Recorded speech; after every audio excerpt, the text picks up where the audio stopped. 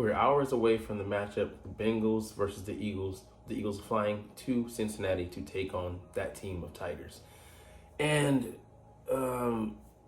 it's interesting, man. Both of these teams faced the same opponents over the past 2 weeks, just in the inverse, and they both came away with 2 wins.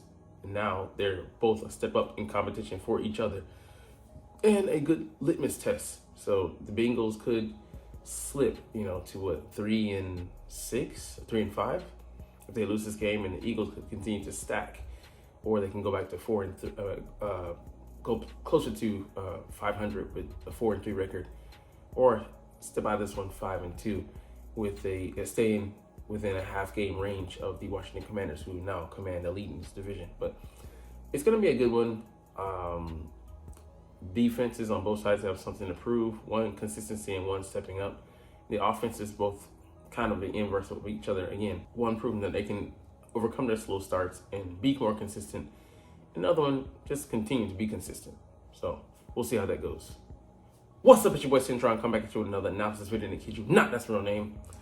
Eagles Bengals preview, 5 things to watch. So we'll get into 4 because one of them, special teams, but I mean, we'll gloss over because that actually is kind of pertinent given our ups and downs with that unit this season.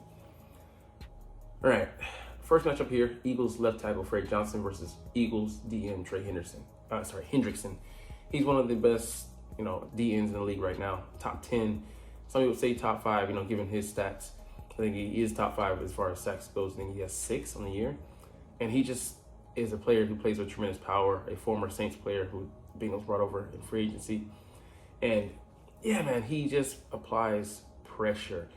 But outside of him, they don't have much of a threat on that line, which is encouraging. But Fred Johnson did struggle last week, and he struggled in the Bucs game pretty heavily.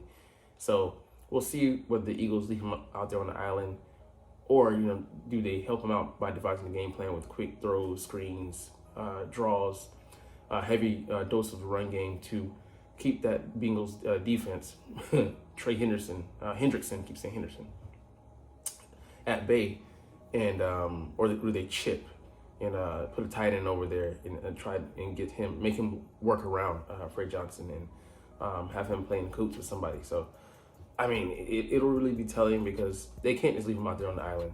And, he's facing a better talent than Brian Burns last week, who is a pretty good player, but Trey Hendrickson is a much better one. So that's going to be a big matchup, to see, and like I said, the guy, he just his technique, because he isn't the most explosive guy, doesn't have all the measurables, but he just somehow gets there, man. And look at this, over the past 4 years since 2020, 3rd in the league behind some elite names. And funny enough, they're all in the AFC North. All right, A.J. Brown and Devonta Smith versus the Bengals banged up secondary. We definitely luck out on this as far as having good matchups. DJ Turner, a former first round pick second round pick out of Michigan, 4.26 speed, but he doesn't trust it. He doesn't play up to his abilities, but he's been solid. They're really missing Dax Hill, who's out on IR with that ACL tear. Mike Hilton, he's a decent player. Cam Taylor-Britt has good size, but he can be up and down, and he's more trending towards down right now. But we have the advantage. So these guys are outmatched. Buck 80, 5'11", AJ Brown, physical guy. We'll see how they choose to play. They play man, but will they have to switch to some zone, to try and keep these Eagles flightless? And we'll see whether Devonta Smith is able to pop off and have a big game, because he hasn't done so in a while. And he's coming back from injury last game. Last 2 games, I forget which one, but yeah, we're happy to have him back though. All right, number 3, Bengals wide receivers Jamar Chase and T. Higgins versus the Eagles secondary. And this one might be interesting because this guy here, T. Higgins, might miss the matchup. He had a quad injury pop up on the injury report Friday, so we'll see whether he's ready to go. Even if he does, he's going to be compromised to some degree. And you can see here that Jamar Chase easily leads this receiving core, 39 receptions, 620 yards. And his touchdowns are all of the explosive variety except for one from 18 yards. 31, 41, 41, 63, and 70. It's pretty damn explosive. So can we keep him under check, and how many resources do we have to commit to him?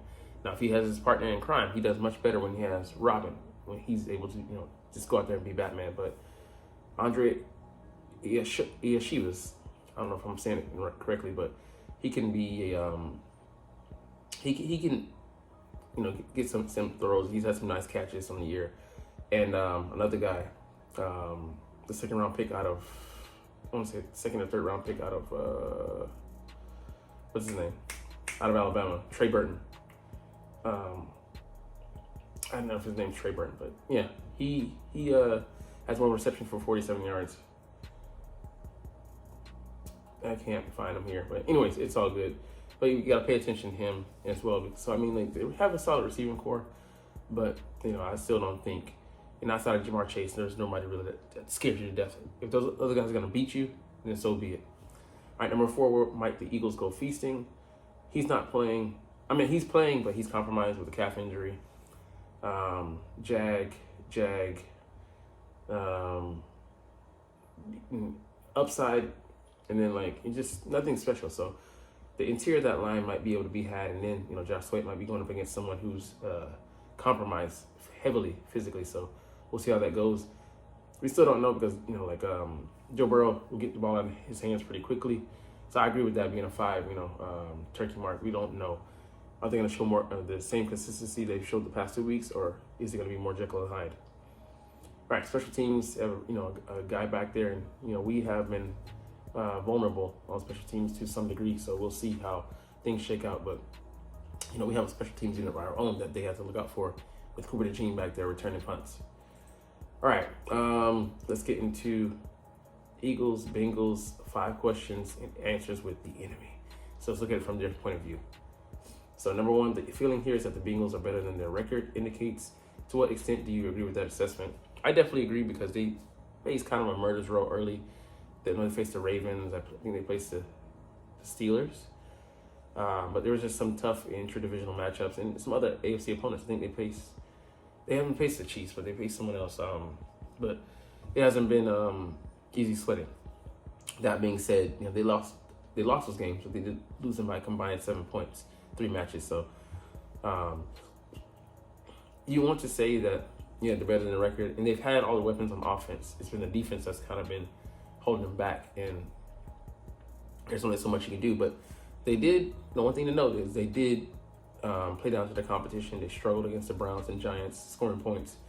I think they didn't score more than 2 touchdowns each game. So that's something to take note of. But how is Vic Fangio going to attack them? They got to be wary of that, because has a good record, track record going against Joe Burrow. So we'll look to play that to our advantage. And even more so, like I said, if this guy here, number 5, isn't playing. Number 2, Joe Burrow has the 3rd best passer rating in the NFL this season, with 14 touchdowns and 2 interceptions. What's going into his success? Definitely having a continuity on offense. Having those guys in there, T. Higgins and Jamar Chase, makes for very consistent unit. Him getting the ball out of his hands so quickly. And I love how they highlighted on ESPN, he threw a pass. He'll do anything to complete the pass. This dude is just desperate. He there was somebody blocking his path. He threw it, but he kind of hitched it like that on top of his throw. Just an unconventional way of throwing the football. But he got it over there and it got completed, and that's all that matters. He's very precise. One of his weaknesses, though, he knows where he's going before it's not where he's going to go. Just to tell, since his shoulders are swirly point, seeing is believing, and he doesn't go for, I guess, too many pump fakes, and he's kind of too honest out there with his play. So kind of lets us, lets us know where he's going. So we can use that to our advantage. Clue in just even a half a beat, a second longer, have him know where he's going. It'll help our quarters out. Sorry. All right, number 3. What is the reason to feel confident about the Bengals as it relates to this matchup with the Eagles? If the answer is Burrow, what else? Just having a top flight receiver out there like Jamar Chase is a game changer, one of the best top 5 if, this season, people say he's neck and neck with, for me, A.J. Brown, but, not being a homer, him and Justin Jefferson, neck and neck. Don't agree with that assessment. He's leading the league with 600 yards, 620 yards, 6 touchdown receptions, probably top 10 in receptions as well, 39 on the year. Just an explosive guy, man.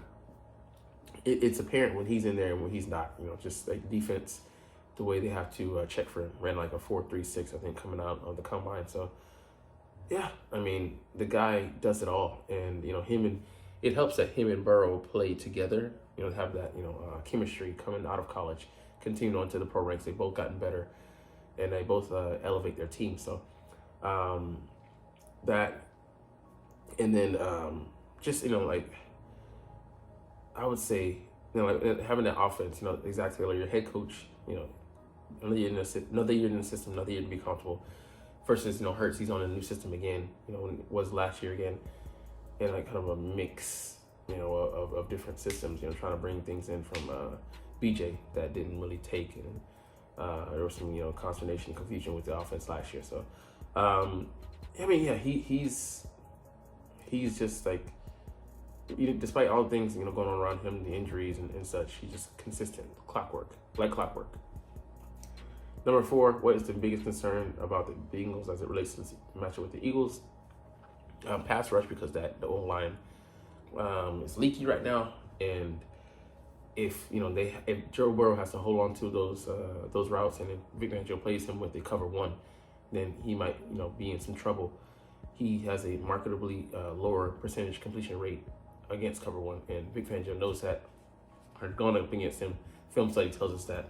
So there's that, and then we have on the offense as well. They might shorten the game, keep the ball out of his hands, and then play ball control. If they run the ball, less opportunities for Joe Burrow, he'll get to attack. So we'll see whether that game plan works as well, because you want to keep him on the sideline. All right, so one extra thing: Eagles have elevated somebody for this matchup, and Naya Smith. I don't think it'll be a big thing, but we'll see whether he takes punt return reps. He was shaky back there, to begin, but interesting. Activated him and not Albert O. So we only have 2 tight ends, Jack Stahl and Grant Calcaterra for the moment, because your boy Dallas Goedert is out with a hamstring injury. But anyways, we'll get up out of here on that note. But hey, I know that you're not even watching though, but it's all good because I love making these videos and I love talking about the freaking stinking Philadelphia Eagles. So we're chunking deuces officially, but as always, it's fly Eagles fly, and let's motherfucking go. Like, comment, share, subscribe. Thanks for watching. Check me out at Cintron Anime, Cintron Life, or Cintron Laughs, or other social media.